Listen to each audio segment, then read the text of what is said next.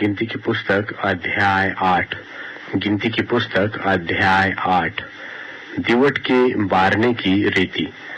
फिर यहोवा ने मूसा से कहा, हारून को समझाकर यह कह कि जब जब तू दीपकों को बारे तब तब सातों दीपक का प्रकाश दिवट के सामने हो।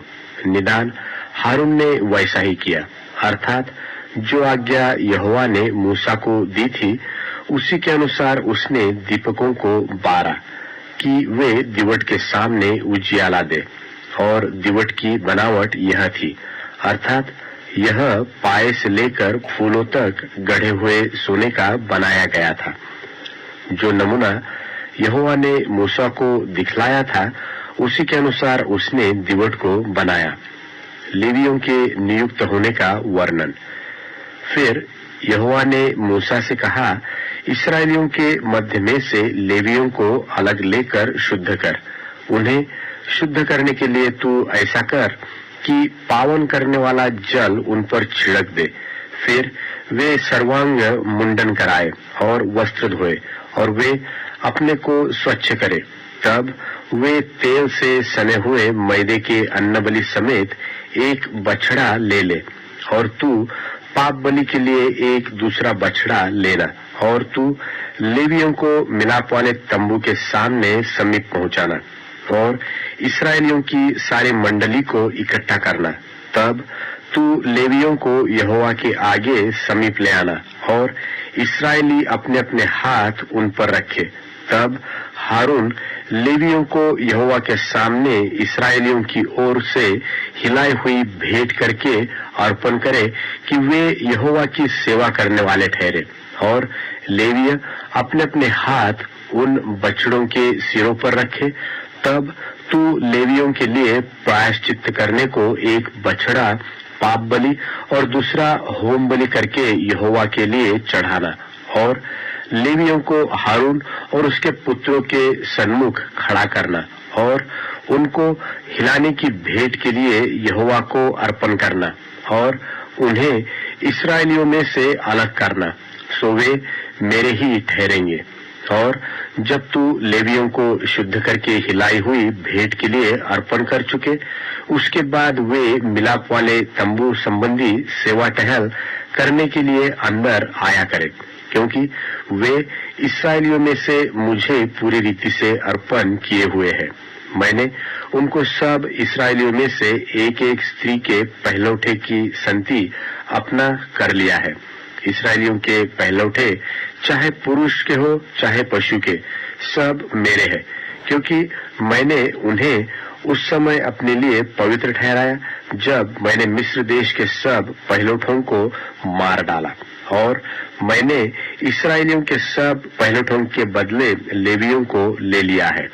उन्हें लेकर मैंने हारून और उसके पुत्रों को इस्राएलियों में से दान करके दे दिया है कि वे मिलाप वाले तंबू में इस्राएलियों के निमित्त सेवकाई और प्रायश्चित किया करे। कहीं ऐसा न हो कि जब इस्राएली पवित्र स्थान के समीप आए तब उन पर कोई महाविपत्ति आ पड़े। लेवियों के विषय यहोवा की यह आज्ञा पाकर मूसा और हारून और इस्राएलियों की सारी मंडली ने उनके साथ ठीक वैसा ही किया। लेवियों ने तो अपने को पाप से पावन किया और अपने अपने वस्त्रों को धो डाला और हारून ने उन्हें यहोवा के सामने हिलाई हुई भेंट के निमित्त अर्पण किया और उन्हें शुद्ध करने को उसके लिए प्रायश्चित भी किया। और उसके बाद लेवीय हारून और उसके पुत्रों के सामने मिलाप वाले तंबू में अपनी अपनी सेवकाई करने को गए। और जो आज्ञा यहोवा ने मूसा को लेवियों के विषय दी थी उसी के अनुसार वे उनसे व्यवहार करने लगे। फिर यहोवा ने मूसा से कहा, जो लेवियों को करना है वह यह है कि 25 वर्ष की अवस्था से लेकर उससे अधिक आयु में वे मिलाप वाले तंबू संबंधी काम करने के लिए भीतर उपस्थित हुआ करे और जब 50 वर्ष के हो तो फिर उस सेवा के लिए न आए और न काम करे, परंतु वे अपने भाई बंधुओं के साथ मिलाप वाले तंबू के पास रक्षा का काम किया करे और किसी प्रकार की सेवकाई न करे। लेवियों को जो जो काम सौंपे जाए उनके विषय तू उनसे ऐसा ही करना।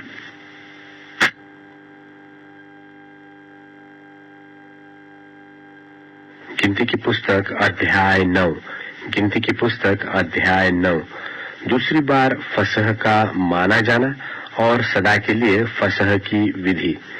इस्राएलियों के मिस्र देश से निकलने के दूसरे वर्ष के पहले महीने में यहोवा ने सीनै के जंगल में मूसा से कहा, इस्राएली फसह नाम पर्व को उसके नियत समय पर माना करे, अर्थात इसी महीने के 14वें दिन को गोधूली के समय तुम लोग उसे सब विधियों और नियमों के अनुसार मानना।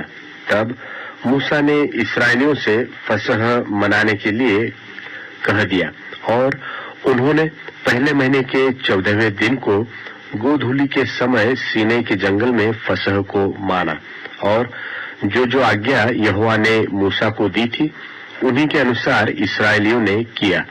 परंतु जितने लोग किसी मनुष्य की लोथ के द्वारा अशुद्ध होने के कारण उस दिन फसह को न मान सके, वे उसी दिन मूसा और हारून के समीप जाकर मूसा से कहने लगे, हम लोग एक मनुष्य की लोथ के कारण अशुद्ध है, परंतु हम क्यों रुके रहे और इस्राएलियों के संग यहोवा का चढ़ावा नियत समय पर क्यों न चढ़ाए। मूसा ने उनसे कहा, ठहरे रहो, मैं सुन लूं कि यहोवा तुम्हारे विषय में क्या आज्ञा देता है।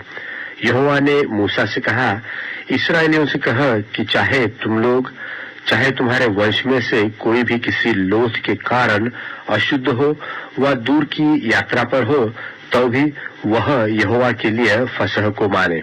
वे उसे दूसरे महीने के 14वें दिन की गोधूली के समय माने और फसह के बलि पशु के मांस को अखमीरी रोटी और कड़ुए साग पात के साथ खाए और उसमें से कुछ भी बिहान तक न रख छोड़े और न उसकी कोई हड्डी तोड़े। वे उस पर्व को फसह की सारी विधियों के अनुसार माने, परंतु जो मनुष्य शुद्ध हो और यात्रा पर न हो परंतु फसह के पर्व को न माने, वह प्राणी अपने लोगों में से नाश किया जाए। उस मनुष्य को यहोवा का चढ़ावा नियत समय पर न ले आने के कारण अपने पाप का बोझ उठाना पड़ेगा। और यदि कोई परदेशी तुम्हारे साथ रहकर चाहे कि यहोवा के लिए फसह माने, तो वह उसी विधि और नियम के अनुसार उसको माने। देशी और परदेशी दोनों के लिए तुम्हारी एक ही विधि हो। इस्राएलियों की यात्रा की रीति।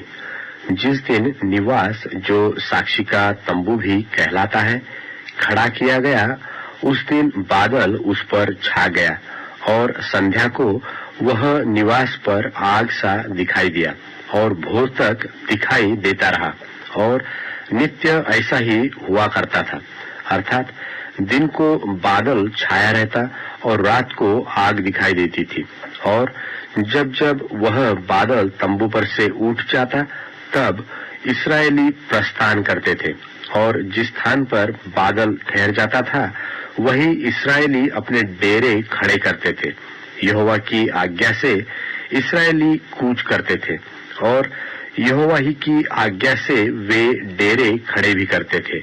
और जितने दिन तक वह बादल निवास पर ठहरा रहता उतने दिन तक वे डेरे डाले पड़े रहते थे। और जब जब बादल बहुत दिन निवास पर छाया रहता तब इस्राएली यहोवा की आज्ञा मानते और प्रस्थान नहीं करते थे। और कभी कभी वह बादल थोड़े ही दिन तक निवास पर रहता और तब वे यहोवा की आज्ञा से डेरे डाले पड़े रहते थे और फिर यहोवा ही की आज्ञा से वे प्रस्थान करते थे।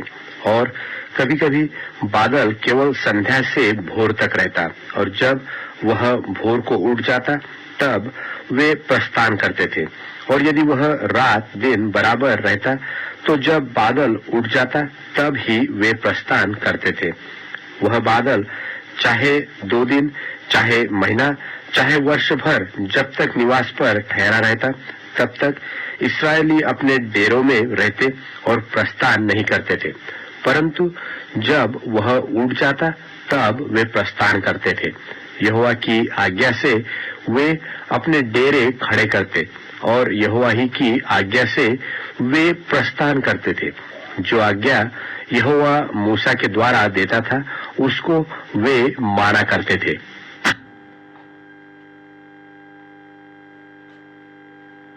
गिनती की पुस्तक अध्याय 10।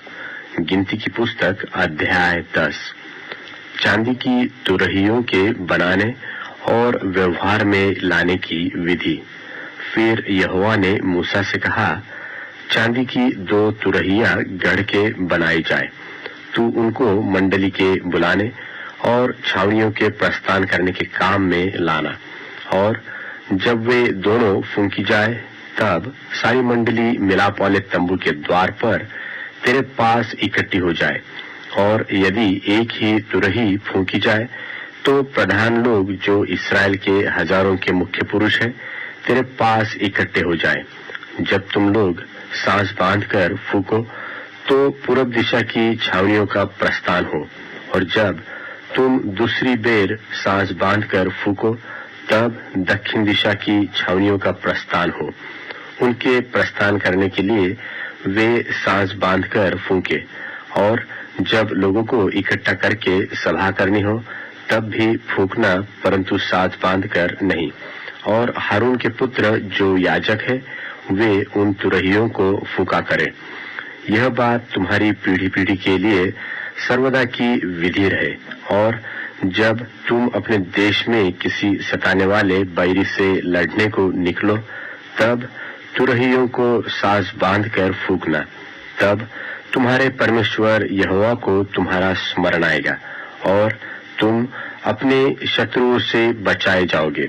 और अपने आनंद के दिन में और अपने नियत पर्वों में और महीनों के आदि में अपने होम बलियों और मेल बलियों के साथ उन तुरहियों को फूंकना। इससे तुम्हारे परमेश्वर को तुम्हारा स्मरण आएगा। मैं तुम्हारा परमेश्वर यहोवा हूँ। इस्राएलियों का सीनै पर्वत से प्रस्थान करना। और दूसरे वर्ष के दूसरे महीने के 20वें दिन को बादल साक्षी के निवास पर से उठ गया। तब इस्राएली सीनै के जंगल में से निकलकर प्रस्थान करके निकले, और बादल पारान नाम जंगल में ठहर गया। उनका प्रस्थान यहोवा की उस आज्ञा के अनुसार जो उसने मूसा को दी थी आरंभ हुआ था। और सबसे पहले तो यहूदियों की छावनी के झंडे का प्रस्थान हुआ, और वे दल बांधकर चले। और उन सबका सेनापति अम्मीनादाब का पुत्र नहशोन था। और इस्साकारियों के गोत्र का सेनापति सुआर का पुत्र नतनेल था। और जुबलूनियों के गोत्र का सेनापति हेलोन का पुत्र एलियाब था। तब निवास उतारा गया, और गेर्शोनियों और मरारियों ने जो निवास को उठाते थे प्रस्थान किया। फिर रूबेन की छावनी झंडे का कूच हुआ, और वे भी दल बनाकर चले। और उनका सेनापति शदेऊर का पुत्र एलीशूर था। और शिमोनियों के गोत्र का सेनापति सूरीशद्दै का पुत्र शलूमीएल था। और गादियों के गोत्र का सेनापति दुएल का पुत्र एल्यासाप था। तब कहातियों ने पवित्र वस्तुओं को उठाए हुए प्रस्थान किया, और उनके पहुंचने तक गेर्शोनियों और मरारियों ने निवास को खड़ा किया। फिर एप्रीमियों की छावनी के झंडे का कूच हुआ, और वे भी दल बनाकर चले। और उनका सेनापति अम्मीहूद का पुत्र एलीशामा था। और मनश्शेइयों के गोत्र का सेनापति पदासुर का पुत्र गमलीएल था। और बिन्यामीनियों के गोत्र का सेनापति गिदोनी का पुत्र अबीदान था। और फिर दानियों की छावनी जो सब छावनियों के पीछे थी उसके झंडे का प्रस्थान हुआ, और वे भी दल बनाकर चले। और उनका सेनापति अम्मीशद्दै का पुत्र अखीआजर था। और आशेरियों के गोत्र का सेनापति ओक्रान का पुत्र एजिपएल था। और नप्तालियों के गोत्र का सेनापति एनान का पुत्र अहीरा था। इस्राएली इसी प्रकार अपने अपने दलों के अनुसार प्रस्थान करते और आगे बढ़ा करते थे। और मूसा ने अपने ससुर रूएल मिद्यानी के पुत्र होबाब से कहा, हम लोग उस स्थान की यात्रा करते हैं जिसके विषय में यहोवा ने कहा है कि मैं उसे तुझको दूंगा, सो तू भी हमारे संग चल और हम तेरी भलाई करेंगे, क्योंकि यहोवा ने इस्राएल के विषय में भला ही कहा है। होबाब ने उसे उत्तर दिया कि मैं नहीं जाऊंगा, मैं अपने देश और कुटुंबियों में लौट जाऊंगा। फिर मूसा ने कहा, हमको न छोड़, क्योंकि हमें जंगल में कहां-कहां डेरा खड़ा करना चाहिए यह तुझे ही मालूम है। तू हमारे लिए आंखों का काम देना, और यदि तू हमारे संग चले तो निश्चय जो भलाई यहोवा हमसे करेगा उसी के अनुसार हम भी तुझसे वैसा ही करेंगे। फिर इस्राएलियों ने यहोवा के पर्वत से प्रस्थान करके 3 दिन की यात्रा की, और उन 3 दिनों के मार्ग में यहोवा की वाचा का संदूक उनके लिए विश्राम का स्थान ढूंढता हुआ उनके आगे आगे चलता रहा। और जब वे छावनी के स्थान से प्रस्थान करते थे तब दिन भर यहोवा का बादल उनके ऊपर छाया रहता था, और जब जब संदूक का प्रस्थान होता था तब तब मूसा यह कहा करता कि हे यहोवा, उठ और तेरे शत्रु तीतर बीतर हो जाए और तेरे बैरी तेरे सामने से भाग जाए। और जब जब वह ठहर जाता था तब तब मूसा कहा करता था कि हे यहोवा, हजारों हजार इस्राएलियों में लौटकर आ जा। गिनती की पुस्तक अध्याय 11। गिनती की पुस्तक अध्याय 11। इस्राएलियों का कुड़कुड़ाना और इसका दंड भोगना। फिर वे लोग बुड़बुड़ाने और यहोवा के सुनते बुरा कहने लगे। निदान यहोवा ने सुना और उसका कोप भड़क उठा, और यहोवा की आग उनके मध्य में जल उठी और छावनी के एक किनारे से भस्म करने लगी। तब लोग मूसा के पास आकर चिल्लाए, और मूसा ने यहोवा से प्रार्थना की। तब वह आग बूझ गई, और उस स्थान का नाम तबेरा पड़ा, क्योंकि यहोवा की आग उनमें जल उठी थी। फिर जो मिली-जुली भीड़ उनके साथ थी वह कामुकता करने लगी, और इस्राएली भी फिर रोने और कहने लगे कि हमें मांस खाने को कौन देगा। हमें वे मछलियां स्मरण है जो हम मिस्र में सेंतमेंत खाया करते थे, और वे खीरे और खरबूजे और गंदने और प्याज और लहसुन भी। परंतु अब हमारा जी घबरा गया है, यहाँ पर इस मन्ना को छोड़ और कुछ भी देख नहीं पड़ता। मन्ना तो धनिये के समान था और उसका रंग रूप मोती का सा था।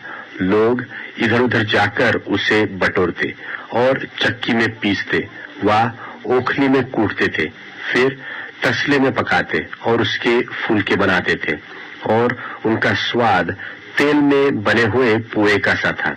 और रात को जब छावनी में ओस पड़ती थी तब उसके साथ मन्ना भी गिरता था। और मूसा ने सब घरानों के आदमियों को अपने अपने डेरे के द्वार पर रोते सुना, और यहोवा का कोप अत्यंत भड़का, और मूसा को भी बुरा मालूम हुआ। तब मूसा ने यहोवा से कहा, तू अपने दास से यह बुरा व्यवहार क्यों करता है, और क्या कारण है कि मैंने तेरी दृष्टि में अनुग्रह नहीं पाया कि तूने इन सब लोगों का भार मुझ पर डाला है? क्या ये सब लोग मेरी ही कोख में पड़े थे? क्या मैंने उनको उत्पन्न किया? जो तू मुझसे कहता है कि जैसे पिता दूध पीते बालक को अपनी गोद में उठाए फिरता है, वैसे ही मैं इन लोगों को अपनी गोद में उठाकर उस देश में ले जाऊं जिसके देने की शपथ तूने उनके पूर्वजों से खाई है। मुझे इतना मांस कहां से मिले कि इन सब लोगों को दूं? ये तो यह कहकर मेरे पास रो रहे हैं कि तू हमें मांस खाने को दे। मैं अकेला इन सब लोगों का भार नहीं संभाल सकता, क्योंकि यह मेरी शक्ति के बाहर है, और जो तुझे मेरे साथ यही व्यवहार करना है, तो मुझ पर तेरा इतना अनुग्रह हो कि तू मेरे प्राण एकदम ले ले, जिससे मैं अपनी दुर्दशा न देखने पाऊं। यहोवा ने मूसा से कहा, इस्राएली पुरनियों में से 70 ऐसे पुरुष मेरे पास इकट्ठे कर, जिनको तू जानता है कि वे प्रजा के पुरनिये और उनके सरदार है, और मिलाप वाले तंबू के पास ले आ कि वे तेरे साथ यहाँ खड़े हो। तब मैं उतरकर तुझसे वहाँ बातें करूंगा, और जो आत्मा तुझ में है उसमें से कुछ लेकर उनमें समाऊंगा, और वे इन लोगों का भार तेरे संग उठाए रहेंगे, और तुझे उसको अकेले उठाना न पड़ेगा। और लोगों से कह, कल के लिए अपने आप को पवित्र करो, तब तुम्हें मांस खाने को मिलेगा, क्योंकि तुम यहोवा के सुनते हुए यह कहकर रो रहे हो कि हम मांस खाने को कौन देगा, हमें मांस खाने को कौन देगा, हम मिस्र ही में भले थे। सो यहोवा तुमको मांस खाने को देगा और तुम खाना। फिर तुम 1 दिन व 2 दिन व 5 व 10 व 20 दिन ही नहीं, परंतु महीने भर उसे खाते रहोगे, जब तक वह तुम्हारे नथनों से निकलने न लगे और तुमको उससे घृणा न हो जाए, क्योंकि तुम लोगों ने यहोवा को जो तुम्हारे मध्य में है तुच्छ जाना है, और उसके सामने यह कहकर रोए हो कि हम मिस्र से क्यों निकल आए। फिर मूसा ने कहा, जिन लोगों के बीच में मैं हूँ उनमें से 6 लाख 2 प्यादे ही है, और तूने कहा है कि मैं उन्हें इतना मांस दूंगा कि वे महीने भर उसे खाते ही रहेंगे। क्या वे सब भेड़ बकरी गाय बैल उनके लिए मारे जाएं कि उनको मांस मिले, वा क्या समुद्र की सब मछलियां उनके लिए इकट्ठी की जाए कि उनको मांस मिले। यहोवा ने मूसा से कहा, क्या यहोवा का हाथ छोटा हो गया है? अब तू देखेगा कि मेरा वचन जो मैंने तुझसे कहा है वह पूरा होता है कि नहीं। तब मूसा ने बाहर जाकर प्रजा के लोगों को यहोवा की बातें कह सुनाई, और उनके पुरनियों में से 70 पुरुष इकट्ठे करके तंबू के चारों ओर खड़े किए। तब यहोवा बादल में होकर उतरा और उसने मूसा से बातें की, और जो आत्मा उसमें थी उसमें से लेकर उन 70 पुरनियों में समवा दिया। और जब वह आत्मा उनमें आई तब वे नबूवत करने लगे, परंतु फिर और कभी न की। परंतु 2 मनुष्य छावनी में रह गए थे, जिनमें से एक का नाम एल्दाद और दूसरे का मेदाद था। उनमें भी आत्मा आई, ये भी उन्हीं में से थे जिनका नाम लिख लिए गए थे, पर तंबू के पास न गए थे, और वे छावनी ही में नबूवत करने लगे। तब किसी जवान ने दौड़कर मूसा को बतलाया कि एल्दाद और मेदाद छावनी में नबूवत कर रहे हैं। तब नून का पुत्र यहोशू, जो मूसा का टहलुआ और उसके चुने हुए वीरों में से था, उसने मूसा से कहा, हे मेरे स्वामी मूसा, उनको रोक दे। मूसा ने उससे कहा, क्या तू मेरे कारण जलता है? भला होता कि यहोवा की सारी प्रजा के लोग नबी होते और यहोवा अपना आत्मा उन सबों में समवा देते। तब फिर मूसा इस्राएल के पुरनियों समेत छावनी में चला गया। तब यहोवा की ओर से एक बड़ी आंधी आई, और वह समुद्र से बटेरे उड़ा के छावनी पर और उसके चारों ओर इतनी ले आए कि वे इधर उधर 1 दिन के मार्ग तक भूमि पर 2 हाथ के लगभग ऊंचे तक छा गए। और लोगों ने उठकर उस दिन भर और रात भर और दूसरे दिन भी दिन भर बटोरों को बटोरते रहे। जिसने कम से कम बटोरा उसने 10 होमेर बटोरा, और उन्होंने उन्हें छावनी के चारों ओर फैला दिया। मांस उनके मुंह ही में था, और वे उसे खाने न पाए थे कि यहोवा का कोप उन पर भड़क उठा, और उसने उनको बहुत बड़ी मार से मारा, और उस स्थान का नाम किब्रोत हत्तावा पड़ा, क्योंकि जिन लोगों ने कामुकता की थी उनको वहां मिट्टी दी गई। फिर इस्राएली किब्रोत हत्तावा से प्रस्थान करके हसेरोत में पहुंचे और वहीं रहे।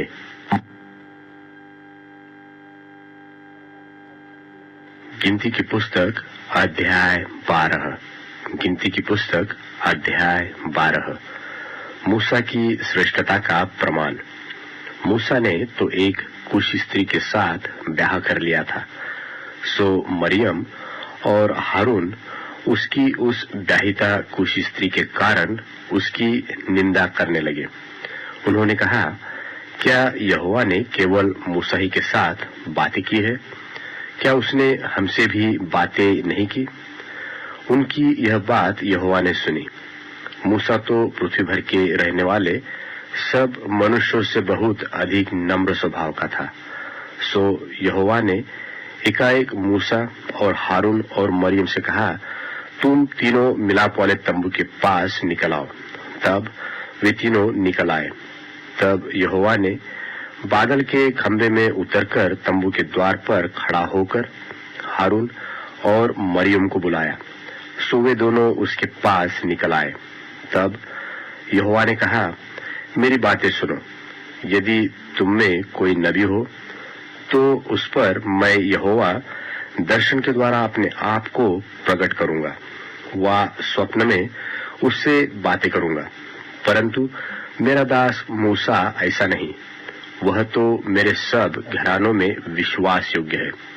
उससे मैं गुप्त रीति से नहीं परंतु आमने सामने और प्रत्यक्ष होकर बातें करता हूँ, और वह यहोवा का स्वरूप निहारने पाता है।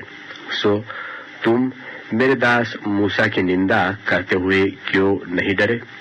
तब यहोवा का कोप उन पर भड़का और वह चला गया। तब वह बादल तंबू के ऊपर से उठ गया और मरियम कोढ़ से हिम के समान श्वेत हो गई। और हारून ने मरियम की ओर दृष्टि की और देखा कि वह कोढ़ीन हो गई है। तब हारून मूसा से कहने लगा, हे मेरे प्रभु, हम दोनों ने जो मूर्खता की वरन पाप भी किया, यह पाप हम पर न लगने दे और मरियम को उस मरे हुए के समान न रहने दे, जिसकी देह अपनी मां के पेट से निकलते ही अधगली होती हो। सो मूसा ने यह कहकर यहोवा की दुहाई दी कि हे परमेश्वर, कृपा कर और उसको चंगा कर। यहोवा ने मूसा से कहा, यदि उसका पिता उसके मुंह पर थूका ही होता तो क्या 7 दिन तक वह लज्जित न रहती? सो वह 7 दिन तक छावनी से बाहर बंद रहे, उसके बाद वह फिर भीतर आने पाए। सो मरियम 7 दिन तक छावनी से बाहर बंद रही, और जब तक मरियम फिर आने न पाई तब तक लोगों ने प्रस्थान न किया। उसके बाद उन्होंने हसेरोत से प्रस्थान करके पारान नाम जंगल में अपने डेरे खड़े किए। गिनती की पुस्तक अध्याय 13।